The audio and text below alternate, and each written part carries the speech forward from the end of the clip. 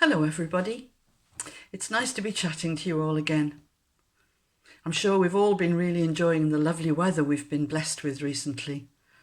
But today, the rain. Anyway, because of the rain, lockdown again. But back to my favourite television programmes perhaps after a bit of housework. And my favourite programmes are the Food Channel, the Food Network. I really love watching cookery programmes. And actually, there was an interesting one that I watched quite recently, one evening, I think it was, presented by Rick Stein. And he was on his travels in, I think it was Mexico. He had a very strange mix of ingredients in a speciality dish that he was making. I can't remember what it was called, but it looked awful when it was being whizzed around in his processor. But he added this and that to it, and when it was finished, it looked super. Of course, the chefs always tell you to keep tasting, don't they, during preparation, adjusting the seasoning and so on here and there. A bit like our lives, really. We need to adjust our seasoning now and then to improve the final product, don't we? When I was copying Rick Stein's dish, the recipe contained a strange collection of ingredients, really. There was a mush of bananas, chocolate, smoked chilies, lots of different spices and seasonings, of course, some chicken stock, and one or two other bits and pieces of vegetable-y things that you could add. None of them really seemed to complement the dish or match. And so it was really very difficult to do the tasting process while I was trying to make it.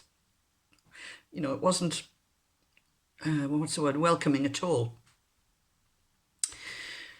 Then you had to, when you'd done it, you had to pour it over your choice of meat. It was probably turkey, that's what he suggested, but other meat if you preferred.